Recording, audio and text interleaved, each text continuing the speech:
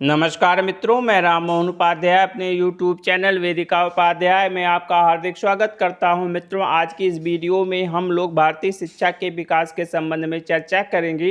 यह एक महत्वपूर्ण टॉपिक है। इससे संबंधित प्रश्न आगामी परीक्षाओं जैसे assistant professor BEd, PGT education, GIC lecturer education, BEd, MEd आज परीक्षाओं के लिए महत्वपूर्ण। हमारा पहला प्रश्न है, वैदिक शिक्षा के विषय में जानकारी प्राप्त करने के कौन कौन से स्रोत हैं? तो वेद है, विकल्प बी है, ब्राह्मण ये भी है, आरण्यक भी है, उपनिषद भी है। तो विकल्प ई उपर्युक्त सभी हमारा सही आंसर है, उपर्युक्त सभी। जैसा कि हम लोगों को मालूम है, वैदिक शिक्षा के विषय में जानकारी प्राप्त करने के मुख्य साधन क्या क्या हैं? वेद है, वेद के बाद ब्राह्मण, आरण्यक, उपनिषद, साथ ही साथ स्मृत ग्रंथ है, पुराण है, महाकाव्य है, श्रुत साहित्य है, या उसको आप कह सकते हैं स्मृत साहित्य हैं। ठीक है, ये सभी जो है वैदिक शिक्षा के विषय में जानकारी प्राप्त करने के मुख्य साधन हैं। हमारा दूसरा प्रश्न है, वेद शब्द की उत्पत्ति विद धातु से हुई है, जिसका अर्थ होता है, तो विद धातु का अर्थ होता है ज्ञान प्राप्त करना। विकल्प बी हमारा सही आंसर है। हमारा अगला प्रश्न है, वेदों की संख्या है, तो वेदों की कुल संख्या 4 है। विकल्प ए हमारा सही आंसर है। एक बार यहाँ पे आपको बताना चाहूँगा, जो चारों वेद हैं उसमें से ऋग्वेद, सामवेद, यजुर्वेद और अथर्ववेद हैं। इनमें से सबसे प्राचीन जो है ऋग्वेद है, सबसे प्राचीन ऋग्वेद है, और सबसे बाद का वेद है अथर्ववेद। और जो 3 वेद हैं, ऋग्वेद, सामवेद और यजुर्वेद, इनको जो है संयुक्त रूप से वेदत्रयी के नाम से जाना जाता है। साथ ही साथ वेदों को श्रुत के नाम से जाना जाता है। चारों वेदों को सम्मिलित रूप से संहिता के नाम से जाना जाता है। हमारा अगला प्रश्न है, 5वां वेद किसे कहा जाता है? तो हमारा सही आंसर विकल्प बी, पुराण को 5वां वेद या पंचम वेद के नाम से जाना जाता है। पुराणों की कुल संख्या 18 है, जिनमें से सबसे प्राचीन पुराण कौन सा है? मत्स्य पुराण। पुराणों के जो रचयिता या संकलन करता है वह लोमहर्ष अथवा उनके पुत्र उग्रश्रवा को माना जाता है। हमारा अगला प्रश्न है, कौन सा वेद गद्य एवं पद्य दोनों शैलियों में रचित है? तो विकल्प सी हमारा सही आंसर, यजुर्वेद गद्य एवं पद्य दोनों शैलियों में रचित है। यजुर्वेद के 2 भाग हैं, शुक्ल यजुर्वेद और कृष्ण यजुर्वेद। शुक्ल यजुर्वेद और कृष्ण यजुर्वेद। तो जो आपका शुक्ल यजुर्वेद है, ठीक है, यह पद्य शैली में रचित है, और जो आपका कृष्ण यजुर्वेद है वह गद्य शैली में रचित है। हमारा अगला प्रश्न है, निम्नलिखित में कौन वैदिक शिक्षा का उद्देश्य नहीं था? तो हमारा पहला विकल्प है नैतिक चरित्र का निर्माण करना। तो वैदिक चरित्र का निर्माण करना जो है वैदिक, एक सेकंड यहाँ पे थोड़ा सा सुधार करना चाहेंगे। प्रश्न है, निम्नलिखित में से कौन वैदिक शिक्षा का उद्देश्य था? तो पहला है नैतिक चरित्र का निर्माण करना, यह होता था। दूसरा, व्यक्तित्व का सर्वांगीण विकास, यह भी वैदिक शिक्षा का उद्देश्य था। तीसरा था चित्त वृत्तियों पर या जो मानसिक क्रियाएं होती हैं, ठीक है, उस पर नियंत्रण करना, यह भी सही है। और विकल्प डी उपर्युक्त सभी हमारा सही आंसर है। हमारा अगला प्रश्न है, निम्नलिखित में से कौन सा वैदिक शिक्षा का उद्देश्य नहीं है? तो पहला है नागरिक एवं सामाजिक कर्तव्यों का पालन करना, यह है। दूसरा है संस्कृत का संरक्षण एवं प्रसार, ये भी है। तीसरा है जीविकोपार्जन के लिए तैयार करना, ये भी है। चौथा है अष्टांगिक मार्ग का अनुसरण करना, यह वैदिक शिक्षा का उद्देश्य नहीं है, बल्कि यह बौद्ध शिक्षा का उद्देश्य है। हमारा चौथा प्रश्न है, वैदिक शिक्षा का मुख्य उद्देश्य था? तो हमारा इसमें सही आंसर है, चूंकि मुख्य पूछा जा रहा है, तो वैदिक शिक्षा का मुख्य उद्देश्य था मोक्ष की प्राप्ति। हमारा अगला प्रश्न है, वैदिक शिक्षा के विषय में कौन सा कथन सही नहीं है? तो इसमें जो है पहला है वैदिक शिक्षा बाह्य नियंत्रण से पूर्ण रूपेण मुक्त थी, यह कथन सही है। जो एक्चुअली वैदिक एजुकेशन में जो संचालन होता था गुरुकुल का, उसमें पूर्ण जो दान आता था या उसके संचालन के लिए जो धन आता था वह राजा महाराजा एवं समाज के अन्य लोगों के द्वारा आता था, लेकिन उस पर किसी भी प्रकार का उनका नियंत्रण नहीं होता था, बल्कि गुरुकुल पर पूर्ण रूपेण नियंत्रण आचार्य का होता था। यह एक ऑटोनॉमस संस्थान होता था। ठीक है, तो वैदिक शिक्षा जो है पूर्ण रूपेण बाह्य नियंत्रण से मुक्त थी, यह सही है। वैदिक शिक्षा दूसरा है वैदिक शिक्षा सार्वभौमिक एवं निःशुल्क थी, यह भी हमारा सही है। तीसरा है वैदिक शिक्षा में गुरु शिष्य संबंध प्रेम एवं श्रद्धा पर आधारित मधुर संबंध था, यह भी सही है। और चौथा है वैदिक शिक्षा में कक्षा नायक की व्यवस्था का प्रचलन नहीं था, यह गलत है। वैदिक शिक्षा में भी कक्षा नायक की व्यवस्था का प्रचलन था, जो मॉनिटरिंग सिस्टम होता है उसकी व्यवस्था वैदिक शिक्षा में थी। इसको अग्र शिष्य परंपरा के नाम से भी जाना जाता है, अग्र शिष्य। लेकिन जो है एक व्यवस्था के रूप में स्थापित नहीं थी, बल्कि जब आचार्य को कहीं पे जाना होता था तो वह सबसे वरिष्ठ शिष्य को जो है इसका उत्तरदायित्व सौंप कर जाता था।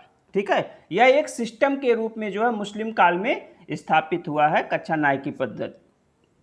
हमारा अगला प्रश्न है निम्नलिखित में से कौन वैदिक शिक्षा से संबंधित शैक्षिक संस्कार था? तो पहला विकल्प है विद्यारंभ संस्कार, यह था। दूसरा है उपनयन संस्कार, यह भी था। तीसरा है समावर्तन संस्कार, यह भी था। तो विकल्प डी उपर्युक्त तो सभी हमारा सही आंसर है। विद्यारंभ संस्कार जो 5 वर्ष की उम्र बच्चों की हो जाती थी तो घर पर ही जो है इस संस्कार को संपन्न कराया जाता था, और यह जो है मुख्य पुरोहित या कुल पुरोहित को बुलाकर जो है इस संस्कार को संपन्न किया जाता था। इसे अक्षर स्वीकरण या अक्षरारंभ संस्कार के नाम से भी जाना जाता था। उपनयन यह एक हिसाब से अनौपचारिक शिक्षा होती थी जो घर पर ही संपन्न होती थी, और इसका उद्देश्य था बच्चे को जो है गुरुकुल में जाने से पूर्व जो है मानसिक रूप से तैयार करना। उपनयन संस्कार जो है प्रत्येक वर्ण के लिए अलग अलग निर्धारित थी। इसकी जो ब्राह्मणों के लिए 18 वर्ष, क्षत्रियों के लिए 11 वर्ष, वैश्यों के लिए 12 वर्ष इसकी उम्र निर्धारित थी, और यह संस्कार जो है गुरुकुल में संपन्न होता था। और विकल्प सी है समावर्तन संस्कार। समावर्तन संस्कार जो है शिक्षा की समाप्ति के पश्चात गुरुकुल में संपन्न किया जाता था, और इसके द्वारा जो है जो प्रारंभिक शिक्षा थी वह समाप्त हो जाती थी। ठीक है, हमारा अगला प्रश्न है अक्षरारंभ संस्कार या अक्षर स्वीकरणम संस्कार का संबंध है। तो अभी मैंने आपको ऊपर बताया विकल्प विद्यारंभ संस्कार से इसका संबंध है। हमारा अगला प्रश्न है वैदिक काल में गुरुकुल में प्रवेश के समय किस संस्कार का आयोजन किया जाता था? तो गुरुकुल में जो है उपनयन संस्कार का आयोजन किया जाता था। जब बच्चे का एडमिशन जो प्रवेश गुरुकुल में कराया जाता था तो सबसे पहले जो है उसका उपनयन संस्कार किया जाता था। हमारा अगला प्रश्न है उपनयन का शाब्दिक अर्थ होता है? तो उपनयन का शाब्दिक अर्थ होता है समीप ले जाना। उपनयन का शाब्दिक अर्थ होता है समीप ले जाना। किसके समीप ले जाना? गुरु के समीप ले जाना शिक्षा ग्रहण करने के उद्देश्य के लिए। ठीक है, तो उपनयन का शाब्दिक अर्थ होता है निकट या समीप ले जाना। हमारा अगला प्रश्न है मौजी बंधन संस्कार किस संस्कार को कहा जाता है? तो हमारा सही आंसर है मौजी बंधन संस्कार उपनयन संस्कार को कहा जाता था। हमारा अगला प्रश्न है ब्राह्मण क्षत्रिय एवं वैश्य के उपनयन के लिए क्रमशः कितनी आयु निर्धारित की गई है? तो अभी मैंने आपको ऊपर बताया ब्राह्मण के लिए 8 वर्ष, क्षत्रिय के लिए 11 वर्ष और वैश्य के लिए 12 वर्ष। विकल्प भी हमारा सही आंसर है। हमारा अगला प्रश्न है ब्राह्मण क्षत्रिय एवं वैश्य का उपनयन संस्कार किस ऋतु में किया जाता था? तो ब्राह्मण का उपनयन संस्कार बसंत ऋतु में, क्षत्रिय का ग्रीष्म ऋतु में और वैश्य का शरद ऋतु में किया जाता था। तो विकल्प हमारा सही आंसर है। हमारा अगला प्रश्न है आचार्य किस संस्कार के समय बालक से पूछता था कि कस्य ब्रह्मचारी असि, मतलब तुम किसके ब्रह्मचारी हो? तो यह उपनयन संस्कार के अवसर पर ही बालक जो है आचार्य बालक से उपनीत बालक से पूछता था कि आप किसके ब्रह्मचारी हो? तो बालक कहता था भवतः। ठीक है, तो विकल्प भी हमारा सही आंसर है। हमारा अगला प्रश्न है किस संस्कार के उपरांत ही बालक वेदाध्ययन प्रारंभ कर सकता था? तो विकल्प भी हमारा सही आंसर है उपनयन संस्कार के उपरांत ही बालक वेदाध्ययन प्रारंभ कर सकता था। हमारा अगला प्रश्न है उपनयन संस्कार के पश्चात बालक को किस नाम से संबोधित किया जाता था? तो उपनयन संस्कार के पश्चात बालक को अंतेवासी कहा जाता था, कुलवासी कहा जाता था, ब्रह्मचारी कहा जाता था। तो विकल्प डी हमारा सही आंसर उपर्युक्त सभी। अगला प्रश्न है, वैदिक कालीन किस संस्कार को आध्यात्मिक जन्म कहा जाता है? तो उपनयन संस्कार को आध्यात्मिक जन्म के नाम से जाना जाता है। तो विकल्प भी हमारा सही आंसर है। हमारा अगला प्रश्न है, किस वैदिक कालीन संस्कार के द्वारा प्रथम बार बालक को अक्षर ज्ञान कराया जाता था? प्रथम बार अक्षर ज्ञान कराया जाता था। तो इसमें हमारा सही आंसर है विकल्प ए, विद्यारंभ संस्कार के द्वारा प्रथम बार बालक को अक्षर ज्ञान कराया जाता था। इसके बाद हमारा अगला प्रश्न है, वैदिक कालीन विद्यार्थियों की वेशभूषा के संबंध में कौन सा कथन सही है? तो पहला है, ब्राह्मण ब्रह्मचारी वस्त्र के रूप में काले नर हिरण की खाल का प्रयोग करते थे, यह सही है। दूसरा है, क्षत्रिय ब्रह्मचारी वस्त्र के रूप में धब्बेदार हिरण की खाल का प्रयोग करते थे, यह भी सही है। और तीसरा है, यहाँ पे वैश्य होना चाहिए था, ठीक है, वैश्य ब्रह्मचारी शरीर को ढकने के लिए बकरे की खाल का प्रयोग करते थे, यह कथन भी सही है। तो विकल्प डी उपर्युक्त सभी कथन सही हमारा सही आंसर होगा। इसके बाद हमारा अगला प्रश्न है, वैदिक कालीन शिक्षण की भाषा थी? तो वैदिक कालीन शिक्षण की भाषा संस्कृत थी, हमारा सही आंसर है। हमारा अगला प्रश्न है, वैदिक कालीन शिक्षण व्यवस्था में व्यक्तिगत विभिन्नता के नियमों का पालन किया जाता था। आचार्य छात्रों को कुल कितनी श्रेणियों में विभाजित करता था? तो वैदिक शिक्षा में जो भी है इंडिविजुअल डिफरेंसेस या व्यक्तिगत विभिन्नता का पालन किया जाता था। और जब बच्चों का प्रवेश गुरुकुल में होता था तो उनकी बुद्धि के आधार पर आचार्य उनको कुल 3 श्रेणियों में विभाजित कर देता था। एक होता था महाप्रज्ञ, महाप्रज्ञ, मध्यम या मध्य प्रज्ञ और निम्न प्रज्ञ, ठीक है, निम्न प्रज्ञ। तो इन 3 श्रेणियों में इनको विभाजित कर, जो उच्च बुद्धि लब्ध वाले होते थे उनको महाप्रज्ञ की श्रेणी में, जो उनसे कम होते थे औसत होते उनको मध्य में, और जो कमजोर होते थे उनको निम्न प्रज्ञ की श्रेणी में रखा जाता था। तो विकल्प भी हमारा सही आंसर। हमारा अगला प्रश्न है, वैदिक काल में ज्ञान प्राप्त करने की कौन सी विधि प्रचलित थी? तो ज्ञान प्राप्त करने के लिए वैदिक काल में 3 विधियां प्रचलन में थी। पहला है श्रवण, दूसरा है मनन, तीसरा निधिध्यासन, ठीक है। तो उपर्युक्त सभी विकल्प डी हमारा सही आंसर है। हमारा अगला प्रश्न है, निम्नलिखित में से किन विधियों का प्रयोग वैदिक शिक्षण में किया जाता था? तो पहला है प्रवचन विधि प्रयोग किया जाता था, व्याख्यान विधि का भी प्रयोग किया जाता था। विकल्प सी है प्रश्नोत्तर विधि, प्रश्नोत्तर विधि का भी प्रयोग किया जाता था। कभी कभी वाद विवाद विधि का भी प्रयोग किया जाता था, वाद विवाद विधि का प्रयोग किया जाता था। और आपका जो है शास्त्रार्थ विधि का प्रयोग किया जाता था। तो विकल्प डी उपर्युक्त सभी हमारा सही आंसर है। हमारा अगला प्रश्न है, वैदिक शिक्षा की सामान्य अवधि, यहाँ पे होना चाहिए था, अवधि मानी जाती है। तो वैदिक शिक्षा की सामान्य अवधि मानी जाती है 12 वर्ष। वैदिक शिक्षा 12 वर्ष में सामान्य रूप से पूर्ण हो जाती थी, ठीक है। और अगर 12 वर्ष मतलब 12 वर्ष की शिक्षा पूर्ण करने के पश्चात कोई आगे पढ़ना चाहता था तो वह आगे भी पढ़ सकता था, तो उसका समावर्तन संस्कार नहीं किया जाता था। हमारा अगला प्रश्न है, सही कथन का चुनाव कीजिए।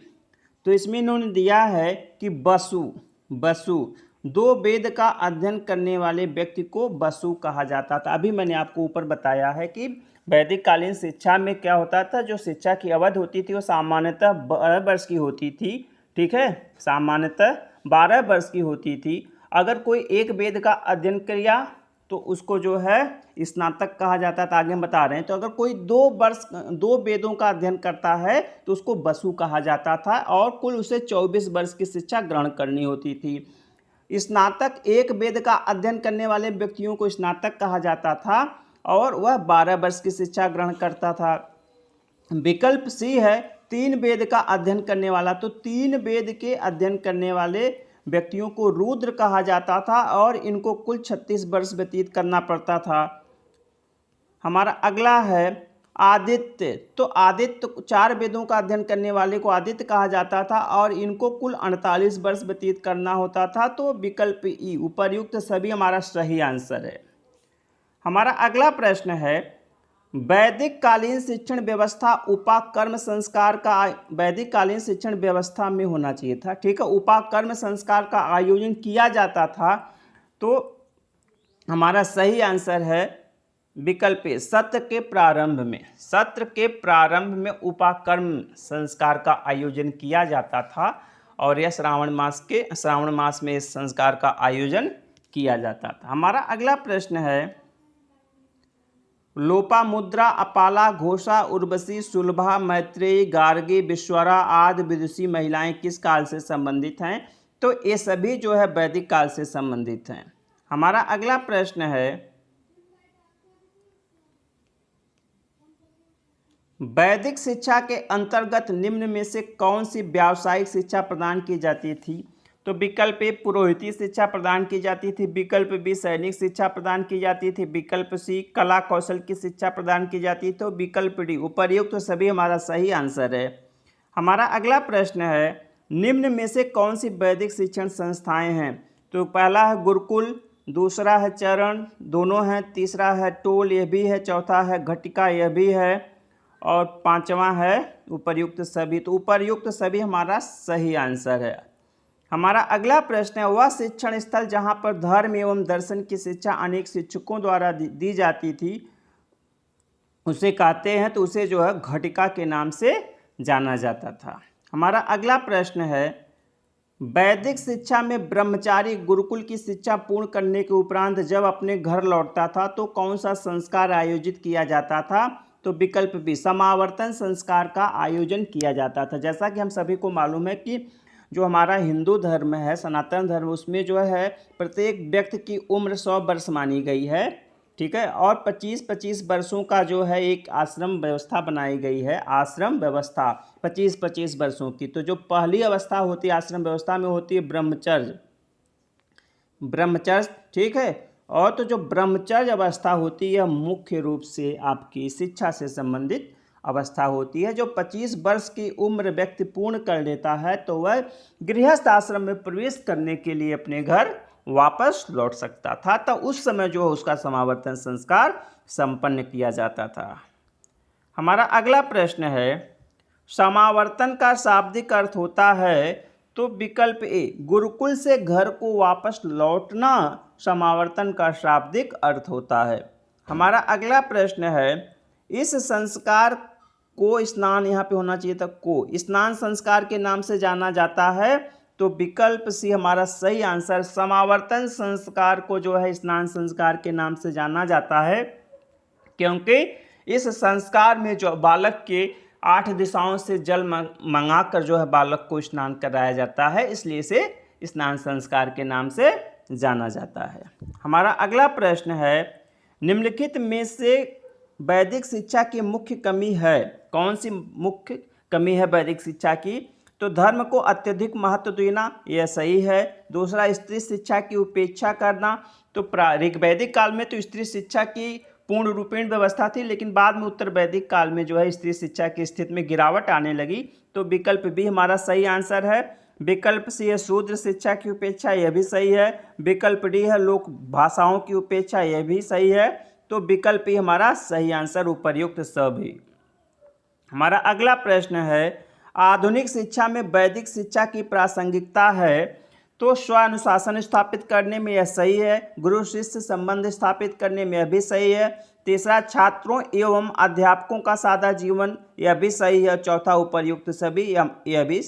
तो हमारा सही आंसर है उपर्युक्त सभी, विकल्प डी।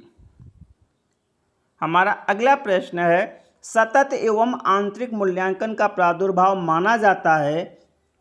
तो विकल्प हमारा सही आंसर है। सतत एवं आंतरिक मूल्यांकन का प्रादुर्भाव वैदिक शिक्षा से ही माना जाता है। हमारा अगला प्रश्न 40वां एवं अंतिम प्रश्न है किस प्राचीन शिक्षण व्यवस्था में उद्दालक व्रत को दंड के रूप में प्रयोग किया जाता था? तो हमारा सही आंसर है विकल्प ए। वैदिक शिक्षा में जो है उद्दालक व्रत को दंड के रूप में प्रयोग किया जाता था, क्योंकि वैदिक शिक्षा में जो है शारीरिक दंड का निषेध था। जो आचार्य किसी भी प्रकार से बालक को शारीरिक दंड नहीं देता था, इसलिए अगर बच्चा कोई गलती करता था तो उसे जो है एक व्रत के रूप में उद्दालक व्रत का पालन कराया जाता था। बहुत ही कठिन व्रत होता। तो मित्रों, इस वीडियो में मैंने कुल 40 प्रश्नों को रखा है और सभी प्रश्न आपके परीक्षा के दृष्टि से काफ़ी महत्वपूर्ण हैं। आप इस वीडियो को अधिक से अधिक शेयर करें। आप सभी को सुनने के लिए बहुत बहुत धन्यवाद। नमस्कार।